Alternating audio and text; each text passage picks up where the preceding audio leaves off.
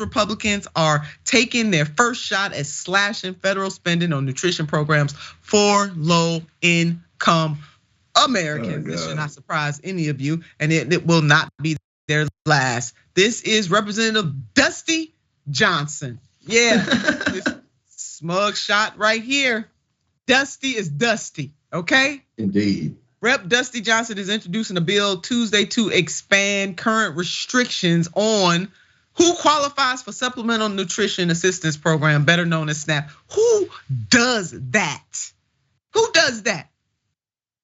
Dusty Republicans. Right. Dusty and Republicans. Dusty and the Republicans, they do that. The Dusty Republicans do that. The Dusty Republicans do that. They're doing it.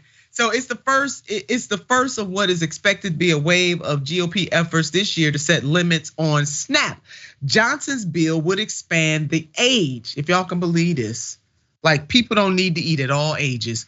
Expand the age bracket for the able-bodied SNAP recipients without dependents who have to meet complicated work requirements. The legislation would also limit the federal government's ability to waive those work requirements for states, he says, are abusing loopholes in the system. Under SNAP rules, people categorized as able-bodied adults without dependents are only allowed to receive federal food stamp benefits for 3 months during any 3-year period. Now let that marinate.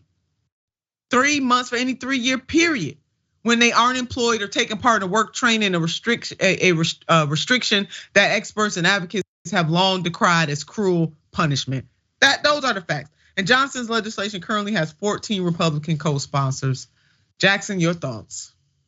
Well, the craziest thing about this is always that they do it under the guise of really caring about the working class at large. They always sell it as, and we talk about Mike Pence on CNBC all the time. That's going to keep coming up. But my granddaughters, I saw my new granddaughters, and I just thought about the debt and the deficit, and I just can't imagine them having to pay that off in the future. Like, it's always because they just love their children and their grandchildren so much, not because they just want more money so they can kick their feet up. It's not because of that, which actually is the more likely and logical option between the two.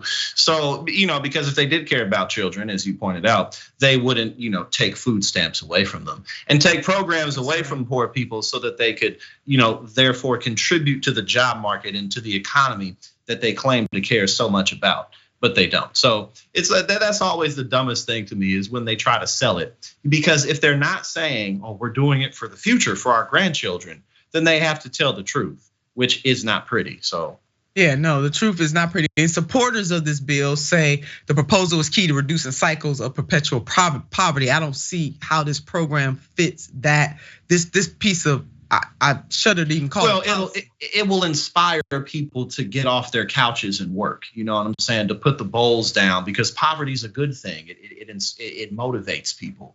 They'll sell it like that too. Yeah, that's how they're selling it. But we have a thing called the working poor in this country. The key word is working poor. There's something wrong with these fools. I mean, it is something wrong with these foods. Now, opponents warn the bill would use food as a punishment for not having a stable job. Let's put this up. Essentially, this is a time limit which disproportionately affects people of color, that takes SNAP away when people aren't working, withholding food as a punishment for not having a stable job. There it is, America.